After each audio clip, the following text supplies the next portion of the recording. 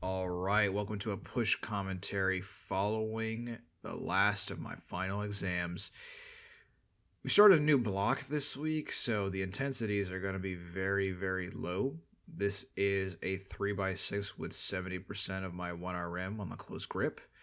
I do miss me some close grip bench. I have not done close grip bench in a long, long time. I think the last time I did close grip bench was at like a super, super light percentage and as back off work to a regular bench. And I just feels nice to be doing some heavy close grip. I moved my grip in on my regular bench press to inside both the rings, so my grip is relatively narrow, especially when it comes to most people who bench press with at the very least their pinkies on the rings. My hands are inside that, so I guess I kind of use a close grip anyway, but this is a very close grip. This is at the edge of the knurling, so hopefully these become a staple of my routine, just like these overhead presses with a barbell. This is 80% of my overhead press max, which is 175 pounds, which was a feat that I am so proud of. Overhead press is one of the hardest movements to get really, really good at, and as a guy who has a 175-pound overhead press, which is by far the strongest in my gym, sadly, I was very proud of that moment, and I do love the overhead press. Again, have not done it in a long time. Usually stick to the dumbbell overhead press, and I usually use that as an accessory to my bench, and I've been using stupid light percentages and haven't moved a plate in a long time, and the ability to do 140 for a 3x5 is really happy. It makes me happy.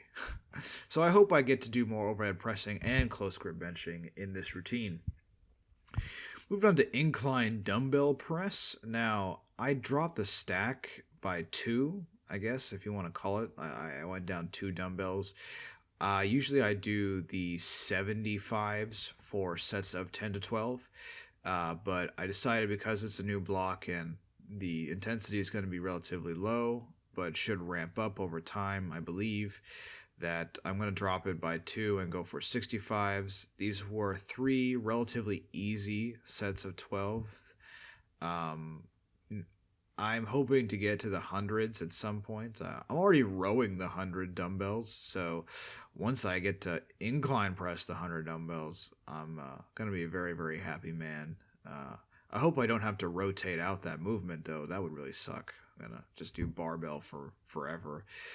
I guess it's a price you got to pay. Moving on to the pec deck, I don't really like this gym's pec deck. It's just set up weird. The seat is super low and the handles are like not fixed. They kind of move, but it is a pec deck and I love the pec deck for doing any sort of flies. It's my preferred fly movement. This is 105 pounds for 3 sets of 15 and it killed my chest, but I probably could have done more, so I'm going to go up next time. Then we moved on to these cable lateral raises, which I never feel like I'm 100% doing correctly. This is just a simple 3x8 on each side, which is really low for the lateral raise.